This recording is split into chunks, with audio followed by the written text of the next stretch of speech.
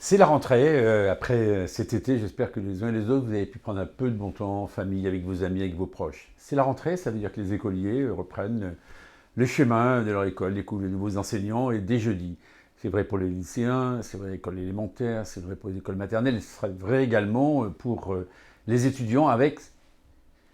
naturellement, ces passes sanitaires, ces contraintes que nous avons encore. Même si, un peu un brin d'optimisme, on voit à l'heure actuelle qu'il y a moins de cas, on voit que le vaccin protège, et on voit qu'il y a des dispositifs qui ont été mis en place. Donc mon rôle de député, c'est de dire aussi que s'il y a un endroit ou un autre dans ce territoire d'Eure-et-Loir dont j'ai la responsabilité, et plus particulièrement dans cette quatrième circonscription, les difficultés pour se faire dépister, les difficultés pour comprendre la façon dont se met en place tous ces processus d'accompagnement de la fin de cette pandémie, je suis au service des familles, au service des élus, au service des enfants, au service de tous ceux qui auraient besoin à un moment d'une explication et peut-être aussi une possibilité pour ces fameux dépistages.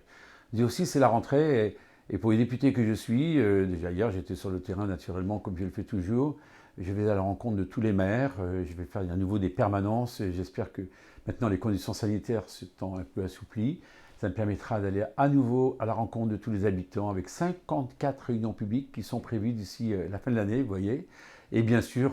des réunions de travail avec les uns les autres, les associations, avec les communes bien sûr, les intercommunalités. Bref, aussi tout citoyen qui aurait besoin de m'interroger, comme hier par exemple, dimanche,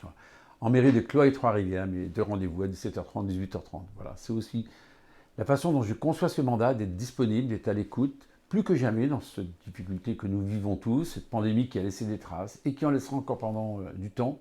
mais avec un espoir, c'est qu'on va s'en sortir. Alors, belle rentrée à tous et je suis naturellement à vos côtés.